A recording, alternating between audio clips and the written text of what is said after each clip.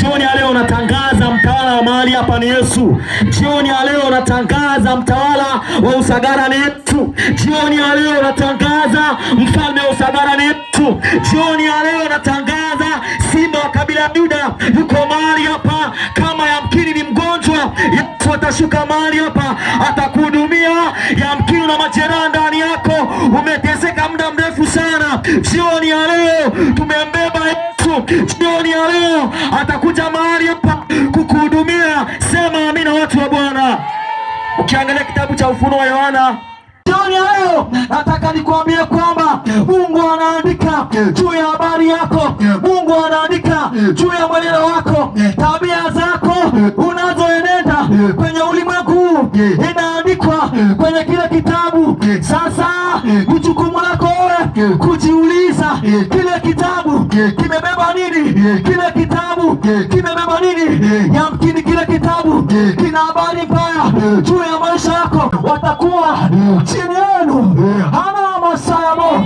Jioni ya leo ukipokea Yesu, jioni ya leo anakugeuza. Jioni ya leo anakubadilisha.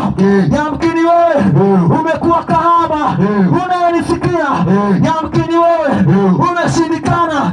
Jioni ya leo ukisaamini, jioni ya leo utabadilishwa. Sema amina, watu wa Bwana. Mema yote utafanya hapa duniani, lakini kama hutamkiri Yesu kuwa Mwokozi na Bwana wa maisha yako, mbinguni hautaenda.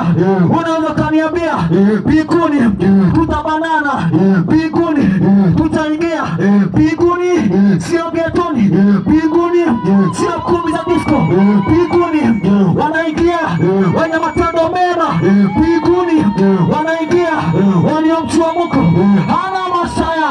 Jioni ya leo namtaja Yesu. Jioni ya leo namtangaza Yesu. Mtu wa Usagara, neema hii isikupite. Mtu wa Usagara, achilia moyo wako anapopita Yesu, uende naye, uende naye. Jioni ya leo ni ya pekee. Mtu wa Usagara, achana na dhambi. Usifikirie ndugu zako wamekuzuia kumwona Yesu, wazazi wako wamekuzuia kumwona Yesu. Sikiliza, shida zako anayejua imemchosha ni wewe binafsi. Hana masaya.